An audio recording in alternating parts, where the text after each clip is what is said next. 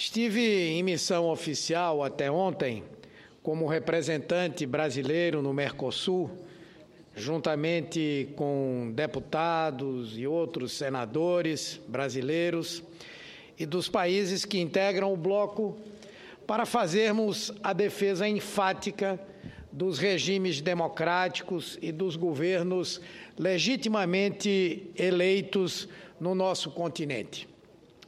Valores que assombrosamente estão em xeque no Brasil de hoje, atacados até mesmo por algumas mentes que se julgam privilegiadas neste país.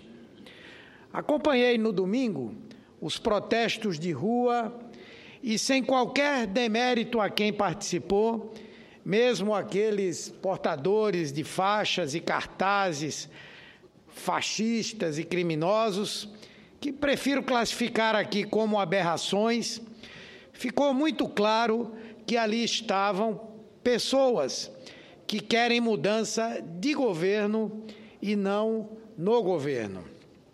Foram manifestantes insistentemente convocados pelos partidos de oposição, que têm uma cor partidária muito definida.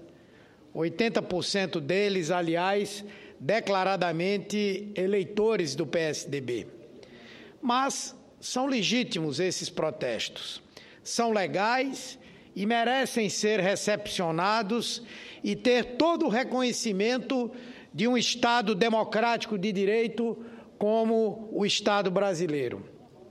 Respeitamos esses 800 mil, esse 1 milhão de pessoas que os protestos reúnem, mas o último domingo deixou evidente que os manifestantes que foram às ruas não são representantes dos brasileiros que estão insatisfeitos.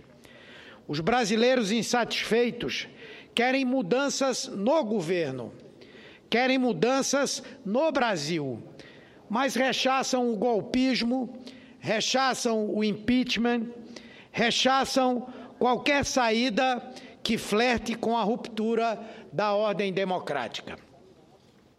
Os brasileiros insatisfeitos com a atual conjuntura querem saídas sérias para a crise, não querem agravá-la. Essa constatação ficou muito clara porque, mesmo com todo o dinheiro que irrigou esses protestos, mesmo com todo o apoio prestado pela oposição, que viajou pelo país afora, tentando inflamar a população, as manifestações foram menores do que as de 15 de março. Ou seja, os brasileiros que querem sair da crise entenderam que é trabalhando, é construindo, é somando esforços e não empacados nas ruas que vamos ajudar o Brasil a superá-la. E isso desesperou a oposição, especialmente o PSDB. A mudança de conjuntura, o início de uma grande concertação nacional em favor do país, apoiada por todos os setores mais responsáveis da nossa sociedade, a inauguração de uma agenda positiva para o povo brasileiro, tudo isso fez bater um enorme desespero entre os tucanos, o desespero de ter perdido 4 eleições presidenciais consecutivas e de ver se esvair a oportunidade que julgavam ideal para golpear a democracia brasileira, impedir uma presidenta legitimamente eleita de governar e chegar ao poder pela contramão da história. O Lexotan parece ter acabado em Higienópolis. Só pode ser essa a justificativa para a escalada de ansiedade e agitação inaugurada nesse ninho tucano, onde não se choca outra coisa que não o ovo da serpente. O ex-presidente Fernando Henrique Cardoso, que sempre apresentou certa lucidez e ponderação quando avaliava a conjuntura nacional, foi tomado por uma extrema irresponsabilidade ao pedir a renúncia da presidenta Dilma.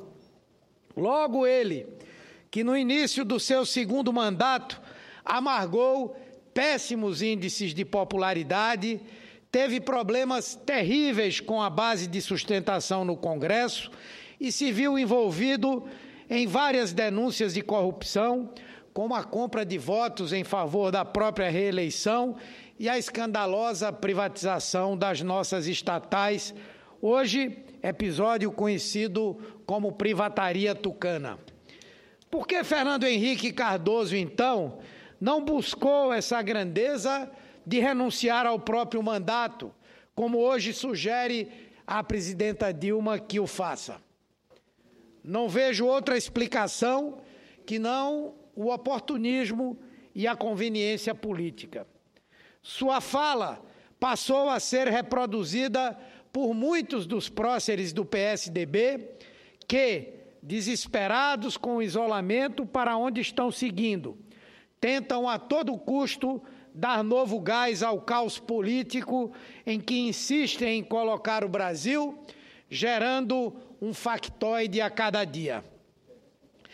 São realmente o maior partido de oposição ao Brasil, como bem disse em ato falho o presidente nacional da legenda, senador Aécio Neves. Muitas são as entidades políticas, econômicas e sociais que têm pedido altivez e responsabilidade de todos para que possamos trabalhar para manter o país nos trilhos.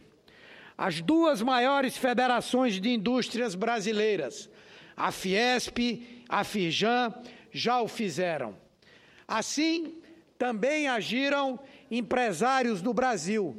Hoje, tivemos manifestação semelhante da Ordem dos Advogados do Brasil, a OAB, e das confederações Nacional da Indústria, Nacional dos Transportes e Nacional da Saúde, que formaram um fórum permanente para trabalhar pela correção de rumos. Assim se posicionaram grandes jornais no Brasil e no exterior, como o americano New York Times, que em editorial nessa terça elogiou a força das nossas instituições democráticas e a postura da presidenta Dilma de submissão à lei e de não interferência ou constrangimento para quaisquer investigações em curso, atinjam elas quem atingir.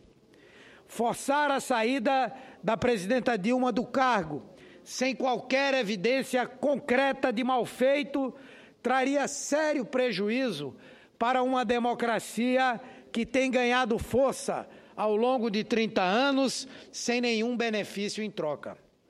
E não há nada que indique que qualquer líder da mesma ala faria trabalho melhor na economia, diz o editorial do jornal. E concluiu: a solução não deve ser minar as instituições democráticas que são, no fim das contas, o que garante estabilidade, credibilidade e um governo honesto. Então, seja internamente, seja externamente, não há entre os que têm responsabilidade quem defenda a quebra da ordem constitucional, a ruptura da ordem democrática como saída de uma crise, não mais grave, aliás, do que qualquer outra pela qual tenhamos passado. Mas o PSDB apequena o Brasil e a nossa democracia e faz ouvidos moucos a toda uma linha que prega a estabilidade institucional no país. Não adianta querer travestir de legalidade o que fica evidente para todos, no Brasil e no exterior, como um vergonhoso golpe que se quer aplicar à nossa democracia. Deixo aqui, então, o meu repúdio a essa nova quartelada do PSDB, que tenho certeza deve envergonhar muita gente de boa cepa do partido. Lamentavelmente, entre essas pessoas não se encontra o ex-presidente Fernando Henrique Cardoso, autor dessa triste nota da última segunda-feira, que mancha a sua biografia e passará para a história do Brasil como um documento em que um ex-presidente, dito democrata, assume o discurso golpista que nós julgávamos página virada na América Latina. Mas não há de ser nada. Fernando Henrique já nos disse uma vez que esquecêssemos tudo o que ele escreveu, pois essa nota será mais uma entre as tantas obras do ex-presidente.